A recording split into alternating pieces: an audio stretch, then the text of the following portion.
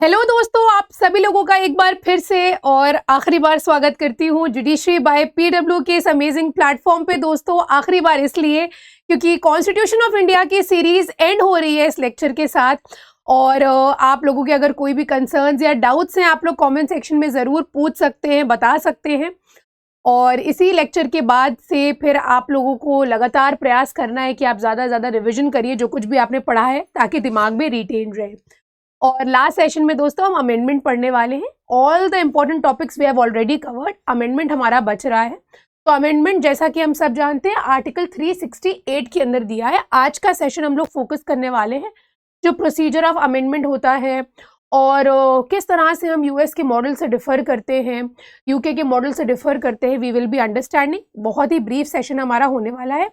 तो I hope ये session आपके लिए बेनिफिशियल रहे, जितने भी पढ़े हैं हमने। और आप जिस भी स्टेट की तैयारी कर रहे हो, मेरी कामना यही है कि आप उसमें सफल रहें और हमेशा ज़िंदगी में आगे बढ़ते रहें।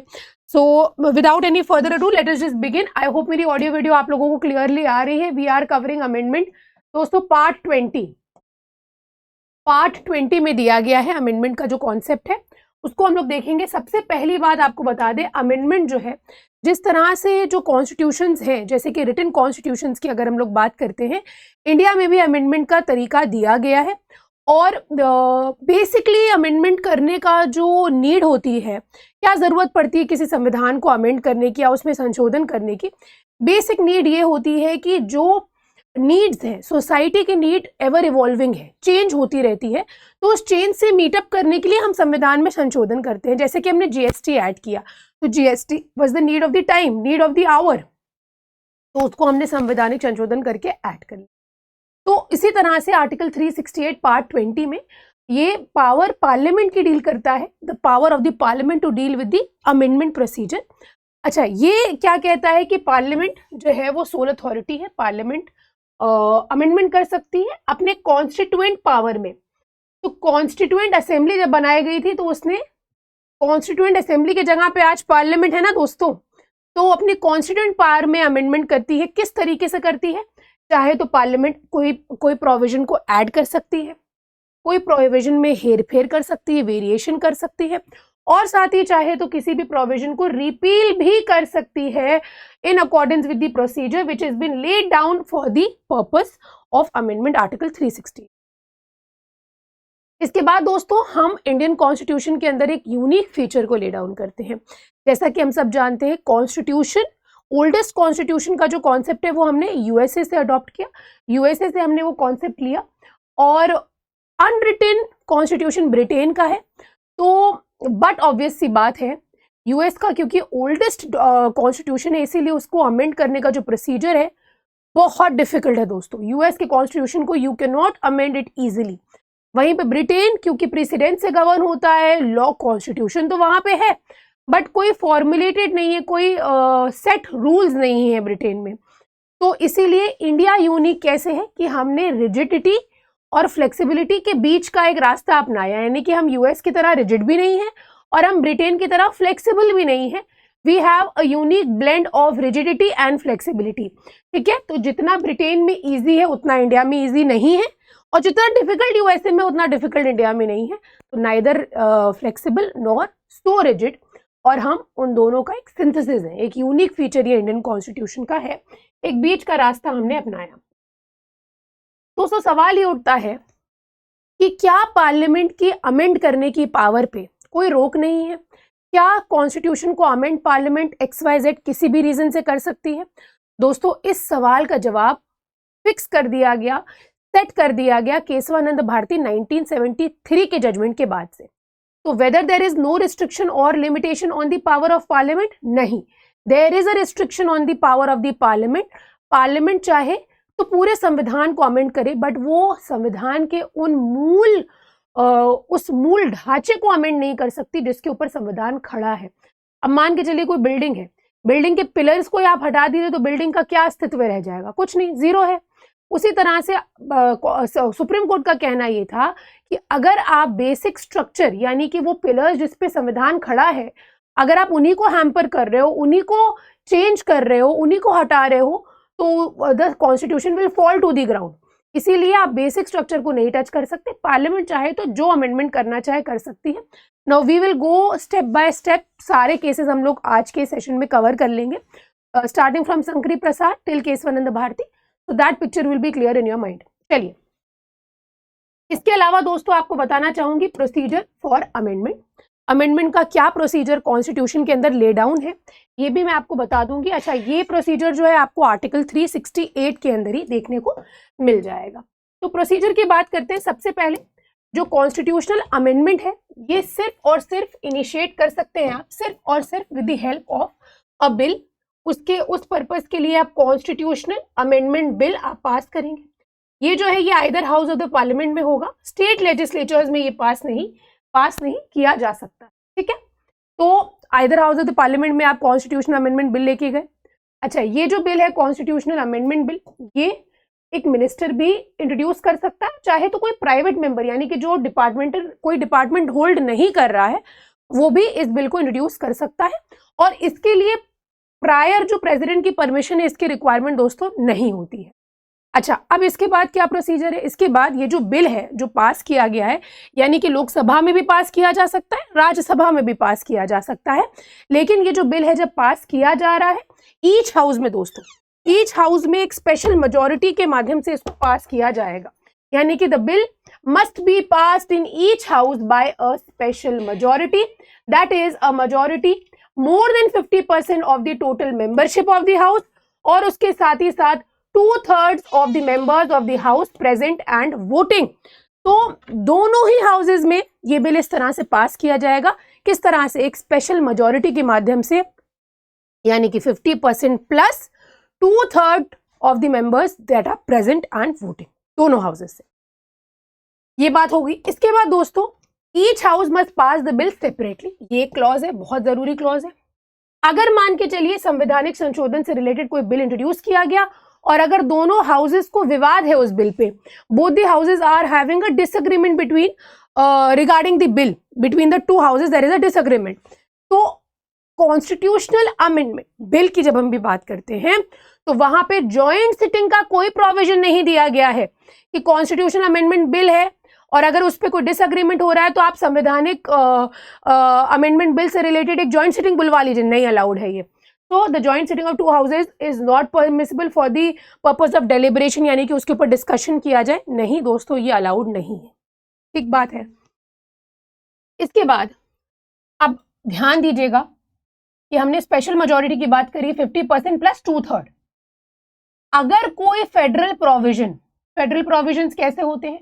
Centre state relations, supreme court का गठन, कुछ इंपॉर्टेंट प्रोविजंस जो आपको आर्टिकल 368 में इटसेल्फ देखने को मिलेंगे, अगर उनको अमेंड किया जा रहा है तो आपका प्रोसीजर थोड़ा और ज्यादा स्ट्रिक्ट हो जाता है, अमेंडमेंट प्रोसीजर। जैसे कि स्पेशल मेजॉरिटी के साथ साथ आपको क्या चाहिए होगा? आपको at least half of the state से रैटिफिकेशन चाहिए होगा, उनकी मंजूरी चाहिए होगी, उनका कंसेंट चाहिए होगा, उनका अग्रीमेंट चाहिए होगा, उनका सैंक्शन चाहिए होगा। ठीक है, so it must also be ratified by the legislatures of half of the states by a simple majority, that is a majority of the members of the house which are present and voting. अब वो जो legislatures for example अभी currently 28 states और 8 union territories हैं, 8 UTs हैं, तो 28 states में से हाफ अगर आप कर दोगे एटलीस्ट 14 स्टेट से आपको रैटिफिकेशन चाहिए होगा। अगर आप आज को ये बिल लाते हो कि हम सुप्रीम कोर्ट को उड़ा देते हैं, सुप्रीम कोर्ट हम रखेंगे नहीं अपने कंट्री में, हमें जुडिशरी नहीं चाहिए, तो 14 स्टेट से आपको रैटिफिकेशन चाहिए होगा। उनकी स्टेट लेजिस्लेटिव असेंबलीज में या वो जो स्टेट लेजिस्लेचर्स हैं वो सिंपल मेजॉरिटी से पास करेंगे रेजोल्यूशन को।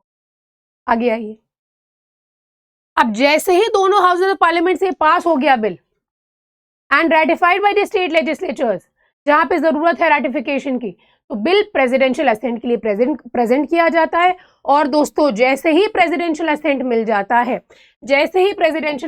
जाता है, the president must give his assent to the bill. He can neither withhold his assent, ना तो वो विथहोल्ड कर सकता है और ना ही बिल को रिटर्न कर सकता है रिकंसिडरेशन के लिए। अरे थोड़ा सा रिकंसिडर कर लीजिए, नहीं, जैसे ही प्रेसिडेंशियल असेंट पास होता है, जैसे ही प्रेसिडेंशियल असेंट मिल जाता है, बिल एक एक्ट बन जाता है, that is constitutional amendment act.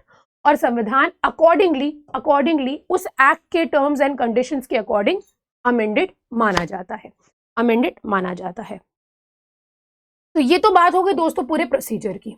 अब हम लोग बात करने वाले हैं टाइप्स ऑफ अमेंडमेंट की। आर्टिकल 368 में दोस्तों सिंपल मेजॉरिटी के बारे में बात नहीं करी गई। जो हम लोग सिंपल मेजॉरिटी आम भाषा में जानते हैं ना 50% प्लस, वो आर्टिकल 368 में आपको देखने को नहीं मिलेगा। आर्टिकल 368 में सिर्फ दो तरीकों की बात करी है, एक है special majority of the parliament और दूसरा है रैटिफिकेशन के माध्यम से, जो अभी मैंने आप बताया था। लेकिन कुछ आर्टिकल्स हैं जो अमेंडमेंट के बारे में ले डाउन करते हैं by simple majority, that is a majority of each house present and voting, that 50% members होने चाहिए, similar to ordinary legislative procedure. तो बहुत सारे प्रोविजंस, यानी कि संविधान में जब लिखा गया है कि स्पेशल मेजॉरिटी से ये बिल पास किया जाएगा तभी स्पेशल मेजॉरिटी मानी जाएगी। वो सभी प्रोविजंस जिनमें कोई मेंशन नहीं किया गया है कि क्या मेजॉरिटी है, इंप्लाई ये किया जाता है कि सिंपल मेजॉरिटी मानी जाएगी वहां पे। आइए आगे। तो 3 ways: simple majority, special majority and by the ratification of the states. Please remember this. Simple majority क्या होता है, जैसा कि हम जनरल आम तौर की भाषा में जानते हैं, मेजॉरिटी क्या होती है 50% प्लस, तो more than 50% members present in voting. Usually जब स्पेसिफिक प्रोविजन नहीं दिए, जब स्पेसिफिक प्रोविजंस नहीं दिए हैं, तब हम सिंपल मेजॉरिटी मानते हैं। जैसे कि स्टेट फॉर्म हुआ तेलंगाना, यहाँ पे सिंपल मेजॉरिटी की रिक्वायरमेंट थी। जो स्टार्टिंग के हम आर्टिकल्स देखते हैं, जो हमने देखा था यूनियन एंड इट्स टेरिटरीज में, ठीक है। उसके बाद दोस्तों बात करी जाए अगर स्पेशल मेजॉरिटी की, तो 2/3 ऑफ द टोटल मेंबर्स और मेंबर्स प्रेजेंट इन वोटिंग, ये संवैधानिक संशोधन के लिए यूज किया जाता है। जैसे कि कैग को अगर हटाना है, इलेक्शन कमीशन ऑफ इंडिया को अगर रिमूव करना है, तो स्पेशल मेजॉरिटी की रिक्वायरमेंट होती है। लिखा होता है 2/3, आप देखोगे ना कॉन्स्टिट्यूशनल प्रोविजन में, प्रोवाइजो में लिखा होता है, कहीं ना कहीं मेंशन किया जाता है। तो हम ये तरीका अपनाते हैं, ठीक है। उसके बाद बात करी जाए रैटिफिकेशन की, तो 2/3 of the total members present voting, simple majority, that is simple majority 50% plus, साथ ही हाफ ऑफ द स्टेट से रैटिफिकेशन चाहिए होता है। और ये तब चाहिए होता है जब फेडरल प्रोविजंस को अमेंड किया जा रहा है। ये 3 प्रोसीजर्स हैं दोस्तों। कभी भी आपसे प्रोसीजर डिटेल में लिखने को नहीं पूछा जाएगा, बट आपको पता होना चाहिए, तो इस कारणवश आपको ये बताया गया। इसके अलावा मैं आपको बता दूं, अब सिंपल मेजॉरिटी से कौन कौन से ऐसे प्रोविजंस हैं, जैसे कि number of provisions in the constitution can be amended bye simple majority of the 2 houses of the parliament, जो आर्टिकल 368 में जिसका वर्णन नहीं किया गया है। जैसे कि स्टेट्स का एस्टैब्लिशमेंट करना, एडमिशन करना, formation of new states, abolition creation of legislative councils in the states. फिर अगर सेकंड शेड्यूल यानी कि एमोल्यूमेंट्स, अलाउंसेस, प्रिविलेजेस में अगर कुछ चेंजेस करने हैं। उसके अलावा कोरम, पार्लियामेंट में जो कोरम है वो, salaries and allowances of the members of parliament, rules of procedure in the parliament. उसके अलावा privileges in the parliament, English language का यूज पार्लियामेंट में, प्यूनी जजेस होते हैं कुछ, उन प्यूनी जजेस के नंबर कितने होने चाहिए, इसके अंदर कोई अमेंडमेंट करना है। सुप्रीम कोर्ट को नया ज़्यादा जुरिस्डिक्शन देना है उस मामले में, ऑफिशियल लैंग्वेज के यूज़ के मामले में, सिटीजनशिप का एक्विजिशन और टर्मिनेशन के मामले में, पार्लियामेंट के इलेक्शन, स्टेट लेजिस्लेचर के इलेक्शंस के मामले में, कॉन्स्टिट्यूएंसीज के डिलिमिटेशन के मामले में, इन सब में दोस्तों सिंपल मेजॉरिटी की रिक्वायरमेंट होती है। 5th schedule, 6th schedule, 6th schedule में सब में सिंपल मेजॉरिटी। अब स्पेशल मेजॉरिटी देखिए, the majority of the provisions of the constitution, यानी कि कॉन्स्टिट्यूशन में मैक्सिमम प्रोविजन जो है वो स्पेशल मेजॉरिटी से ही अमेंड होते हैं। दैट इज मोर देन 50% तो चाहिए ही चाहिए होता है, और साथ ही 2/3 मेंबर्स का भी यहाँ पे अप्रूवल चाहिए होता है। Expression total membership means total number of members comprising the house. Strength क्या है, उस स्ट्रेंथ के अकॉर्डिंग हम देखते हैं टोटल मेंबरशिप, इररिस्पेक्टिव की वैकेंसीज है नहीं है, इससे हमें मतलब नहीं है सीट वैकेंट, हम टोटल मेंबरशिप तब भी देखेंगे, थोड़ा सा रिजिड हो जाता है। तो the provisions which can be amended, fundamental rights, DPSP, all other provision which are not covered by 1st and 3rd categories, यानी कि जो सिंपल मेजॉरिटी से अमेंड नहीं हो रहा है, जो रैटिफिकेशन से अमेंड नहीं हो रहा है, वो स्पेशल मेजॉरिटी से हो रहा है, लिखा भी होता है कॉन्स्टिट्यूशन। क्लियर, बात क्लियर। आइए आगे। अब दोस्तों कंसेंट ऑफ स्टेट बहुत जरूरी है, ये देखिएगा। तो those provisions of the constitution जो कि फेडरल स्ट्रक्चर से रिलेटेड है, उनको हम सिर्फ स्पेशल और रैटिफिकेशन के अकॉर्डिंग ही कर सकते हैं। और रैटिफिकेशन जब हम स्टेट लेजिस्लेचर्स का लेंगे तो उनका वहां पे सिंपल मेजॉरिटी चाहिए होती है। If one or some or all the remaining states take no action on the bill, it does not matter the moment half of the state, जैसा मैंने आपको बताया 28 स्टेट्स हैं, 14 स्टेट्स ने जैसे ही अपना रिकमेंडेशन यहाँ पे अपना सैंक्शन दे दिया, 15वां स्टेट 16वां स्टेट पूरे बाकी 14 स्टेट्स नहीं मान रहे, हमें उससे कोई फर्क नहीं पड़ता। 14 स्टेट ने जैसे ही रैटिफाई कर दिया इसको, यस बोल दिया, अमेंडमेंट हो जाएगा फेडरल स्ट्रक्चर में भी। तो there is no time limit within which the state should give their consent, ऐसा कोई टाइम लिमिट स्टेट्स के लिए फिक्स नहीं किया गया है। अब इस पर्टिकुलर अमेंडमेंट के थ्रू हम कौन कौन से प्रोविजंस को अमेंड करते हैं देख लीजिए एक बार। जैसे कि प्रेसिडेंशियल इलेक्शन के मैनर को ही चेंज करना है आपको। एक्सटेंड क्या होगा यूनियन और स्टेट की पावर का, इसमें अमेंडमेंट करना है। सुप्रीम कोर्ट और हाई कोर्ट के कॉन्सेप्ट में अमेंडमेंट करना है। सेंटर स्टेट रिलेशंस में अमेंडमेंट करना है। 7 शेड्यूल की लिस्ट में अमेंडमेंट करना है। और 7 शेड्यूल की लिस्ट के अंदर कोई मेजर अमेंडमेंट जब होता है तब। Representation of states in parliament, power of parliament, यानी कि आर्टिकल 368 में आप कहते हो हम प्रोसीजर चेंज करना चाहते हैं, हम ये फेडरल प्रोविजन में जो रैटिफिकेशन चाहिए ना इसको हम हटाना चाहते हैं। तो भाई अगर आप हटाना चाहते हो तो उसमें भी आपको रैटिफिकेशन लेना पड़ेगा। When you are amending the article 368 itself, when you are amending the procedure of the parliament to amend the constitution, then also you need ratification of the states। तो ये फॉलोइंग प्रोविजंस हैं जो हम इस तरीके से दोस्तों अमेंड करते हैं। आगे आ जाइए।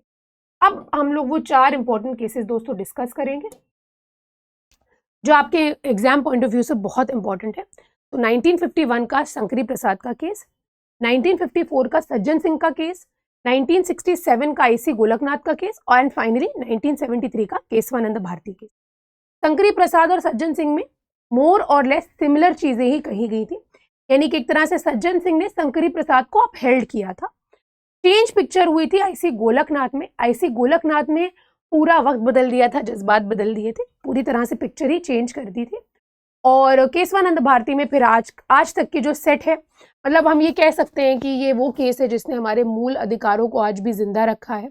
और जिस स्टेट में आपको कॉन्स्टिट्यूशन दिखता है वो भी आज तक की अलाइव इसी वजह से है क्योंकि केशवानंद भारती केस जो है वो प्रिवेल कर रहा है। चलिए, तो अमेंडेबिलिटी की फंडामेंटल राइट्स की जब हम बात करते हैं तो शंकरी प्रसाद 1951 का केस है। इस केस में फर्स्ट कॉन्स्टिट्यूशनल अमेंडमेंट एक्ट की कॉन्स्टिट्यूशनल वैलिडिटी को चैलेंज किया गया था। अच्छा, ये अमेंडमेंट एक्ट जो है राइट टू प्रॉपर्टी को कर्टेल कर रहा था, इसको चैलेंज किया था। इस केस में सुप्रीम कोर्ट ने कहा कि जो पावर है पार्लियामेंट की कॉन्स्टिट्यूशन को अमेंड करने की, इसमें एक पार्लियामेंट चाहे तो फंडामेंटल राइट्स को भी अमेंड कर सकती है। और आर्टिकल 13 के पर्सपेक्टिव से देखिए क्या बोला गया था शंकरी प्रसाद के केस में।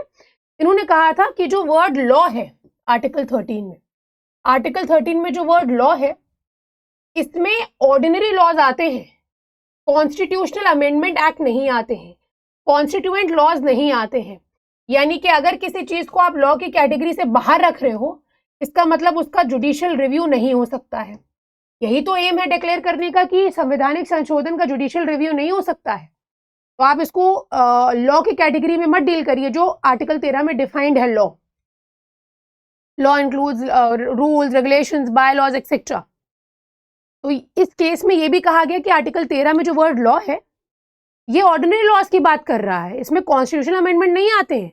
तो उसको चेक मत करिए जो pre constitutional laws, post constitutional laws, law word क्या है, तो लॉ वर्ड कहा ऑर्डिनरी लॉ है, कॉन्स्टिट्यूशन अमेंडमेंट नहीं है। तो जब अमेंडमेंट नहीं है लॉ की डेफिनेशन के अंदर तो जुडिशियल रिव्यू के स्कोप के भी बाहर है, अगर आर्टिकल 13 के स्कोप से बाहर है। तो बेसिकली शंकरी प्रसाद के केस में मतलब ये कंक्लूजन ड्रॉ किया गया कि पार्लियामेंट अब्रिज कर सकती है, टेक अवे कर सकती है किसी भी फंडामेंटल राइट को कॉन्स्टिट्यूशनल अमेंडमेंट के माध्यम से, and such a law will not be void under article 13। Simple सी बात यहाँ पे कही। अब देखिए उसके बाद, और एक बात मैं आपको और बता दूं दोस्तों, इसी को कहीं ना कहीं अफर्म किया गया था सज्जन सिंह के केस में जो मैंने आपको बताया।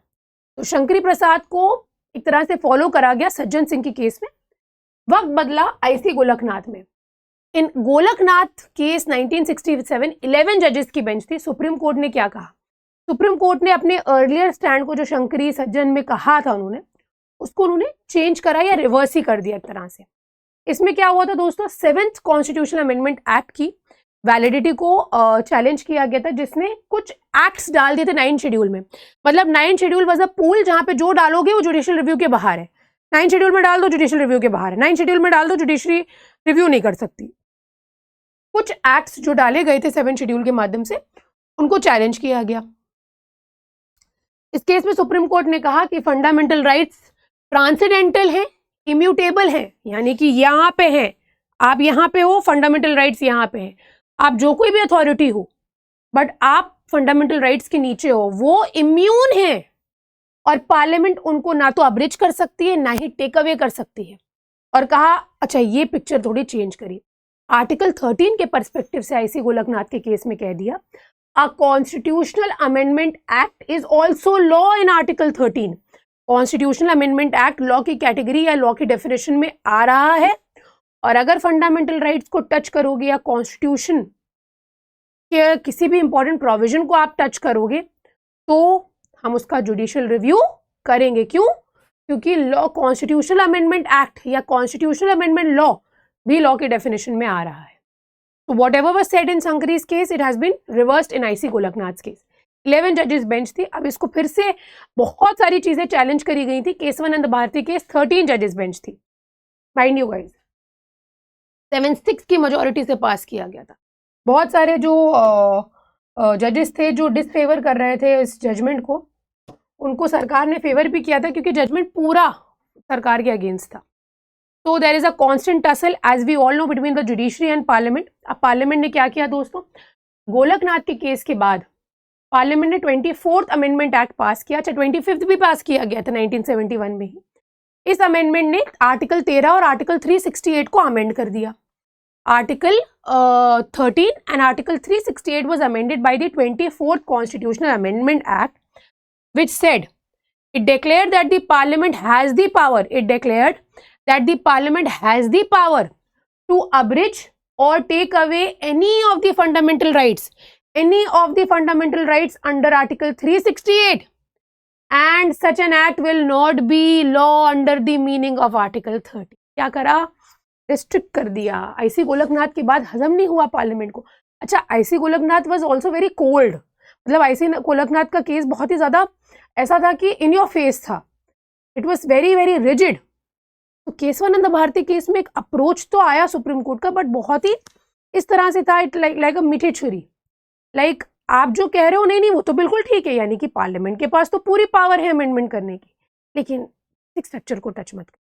आईसी गोलकनाथ में कहा टच ही नहीं करना है फंडामेंटल राइट्स को। अगर टच करोगे ट्रांसेंडेंटल पोजीशन है, फंडामेंटल राइट्स को कैसे टच कर रहे हो, और तुम्हें हम चेक करेंगे आर्टिकल 13 के अंदर। तो पार्लियामेंट ने कहा अच्छा चेक करोगे तो लो, ये लो। फिर कहा कि जो भी आर्टिकल 13 के अंदर 368 के अंदर अगर आप कह रहे हो कॉन्स्टिट्यूशनल अमेंडमेंट आ रहा है, नहीं वो चेक ही नहीं किया जा सकता आर्टिकल 13 के अंदर, और constitutional amendment act is immune from judicial review. आइए आगे आइए, ये हो गया।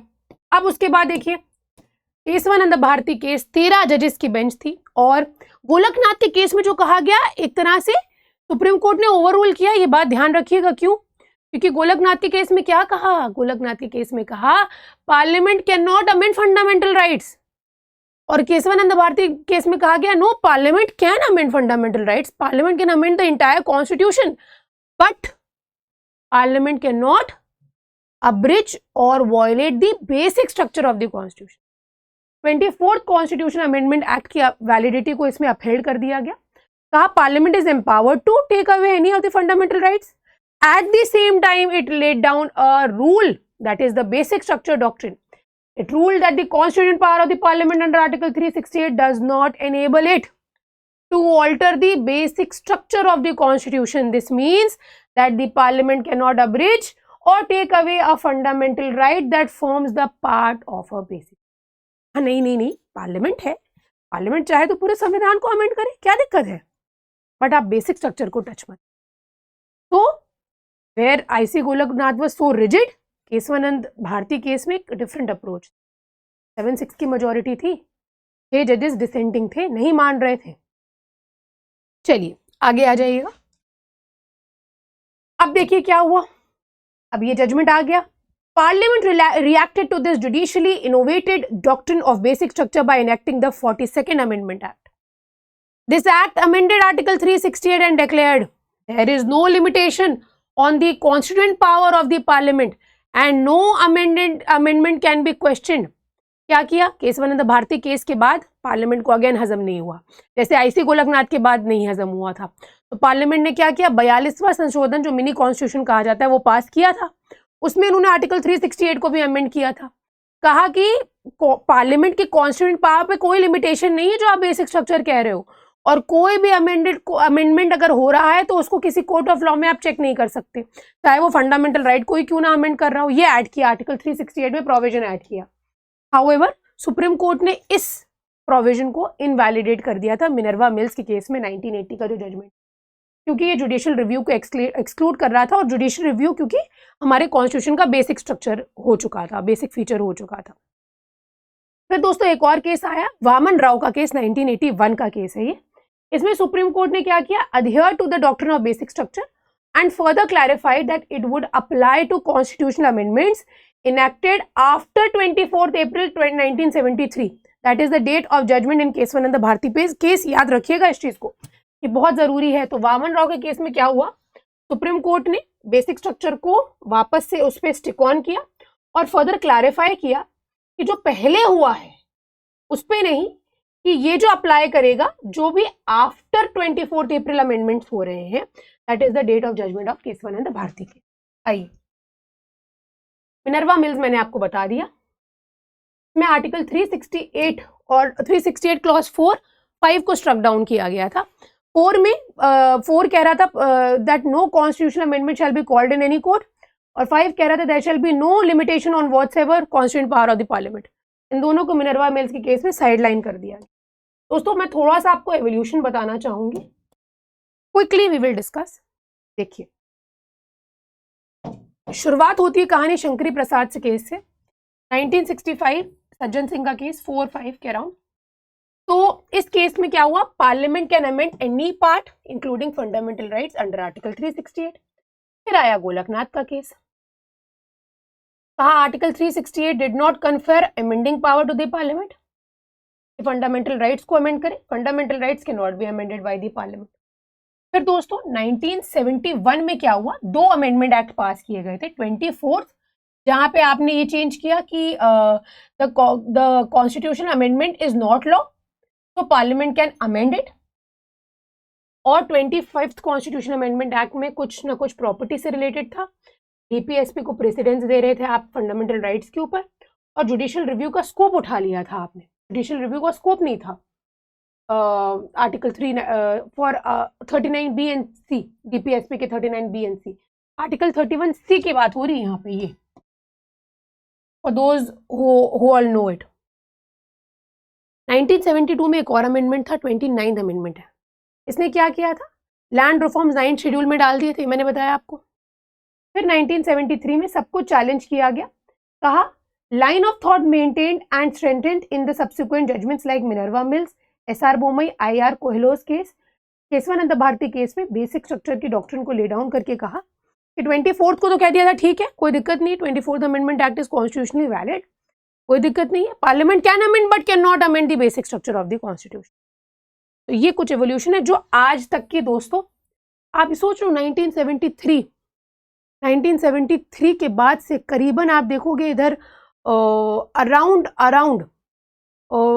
50 इयर्स टच करेंगे हम, है ना, और आज तक की इंटैक्ट है, आज तक की इंटैक्ट है, वही पोजीशन मेंटेन्ड है। ठीक है, चलिए अब बेसिक स्ट्रक्चर के क्या क्या इंग्रेडिएंट्स हैं।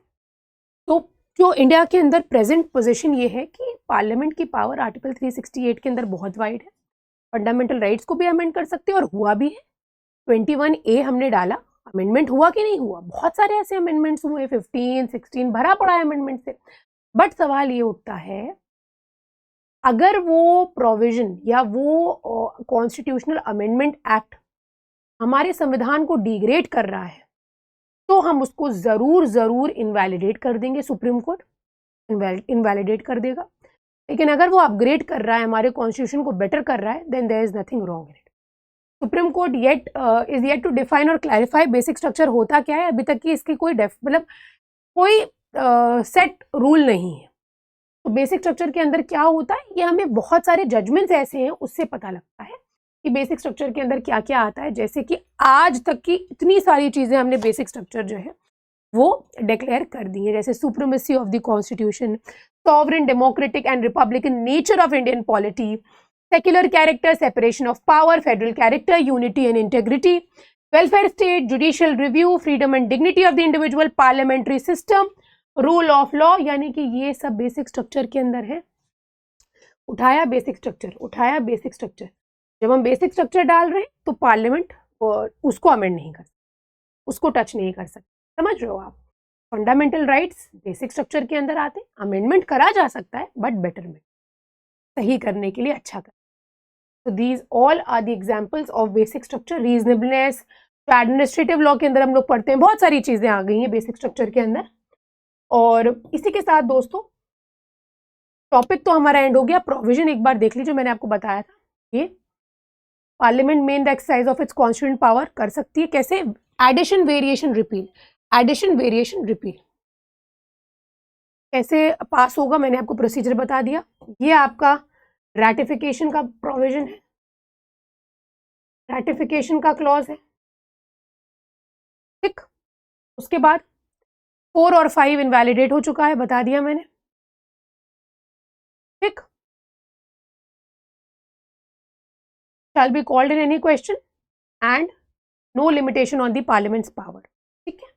आइए आगे आ जाइए दोस्तों, आज तक के सबसे इंपॉर्टेंट अमेंडमेंट्स हम लोग एक बार क्विकली नजर डाल लेते हैं। ये पीडीएफ आपके लिए बहुत इंपॉर्टेंट होगा, किसी को एग्जाम से पहले गो थ्रू कर लेंगे तो सब चीजें आपकी रिवाइज हो जाएगी। फर्स्ट अमेंडमेंट एक्ट से क्या क्या चीजें थी देख लीजिए। State was given authority to create specific arrangement for the progress of social and economically disadvantages classes. 9 schedule add किया गया था, कुछ एडिशनल एक्ट्स जो है वो इंक्लूड करे गए थे और this was accommodated by 4th amendment act. President का approval for constitutional amendment has been made mandatory. 25th amendment act right to property और 31C में भी कुछ चेंजेस करे गए थे। Sikkim 36th amendment act 52nd anti defection laws. 61st right to vote में 21 से 18 कर दिया था हमने, कम कर दी थी एज। फिर उसके बाद 42nd amendment act what not fundamental duties socialist secular integrity add किया गया था। प्रेसिडेंट को काउंसिल ऑफ मिनिस्टर्स की एडवाइस से बाइंड कर दिया। एडमिनिस्ट्रेटिव ट्रिब्यूनल्स का प्रोविजन ले डाउन किया। जुडिशियल रिव्यू के बाहर है कॉन्स्टिट्यूशनल अमेंडमेंट, बहुत कोशिश करी गई थी, आप देख रहे पावर गवर्नमेंट की है, इसमें बहुत गवर्नमेंट चेंजेस करना चाह रही थी, बहुत सारी चीजें आप देख लीजिएगा इसको, ये आपके पास मिल जाएगा आपको। जैसे कि जुडिशियल रिव्यू की पावर को कर्टेल किया। Laws made for the implementation of directives, उनको इनवैलिड डिक्लेयर नहीं किया जाएगा। फिर उसके बाद 3 डायरेक्टिव प्रिंसिपल्स ऐड करें, equal justice, free legal aid, participation of workers in the management, ठीक है, protection of environment, facilitate the proclamation of national emergency in a part या टेरिटरी ऑफ इंडिया में कर सकते हो आप, ये याद रखना दोस्तों please. Shifted 5 subjects from the state list to the concurrent list, जैसे कि education, forest, protection of wild animals and birds, weights and measures and administration of justice, constitution on organisation of all courts except the supreme court and the high courts, और साथ ही all India judicial service के creation के लिए भी इसमें provision दोस्तों किया गया था। तो 42nd अमेंडमेंट एक्ट आप देख सकते हो किस तरह से तगड़ा जलवा था इस एक्ट का। और इसके बाद 44th अमेंडमेंट एक्ट में कुछ 5 प्रोविजन हम लोग देखेंगे, हालांकि बहुत सारे प्रोविजंस थे, जैसे कि वो जो प्रेसिडेंट को पावर दी ना हमने एक बार रिकंसिडर करने के लिए, वापस भेजने के लिए एडवाइस कैबिनेट को, वो 44th अमेंडमेंट, मतलब 42nd में जो गड़बड़ घोटाला हुआ था उसको ठीक करने की कोशिश 44th में पूरी करी गई थी 1978 में। फिर इंटरनल डिस्टर्बेंस को भी चेंज कर दिया था हमने फॉर आर्म्ड रेबेलियन। फिर it made the president to declare a national emergency only on the written recommendation of the cabinet, देखा।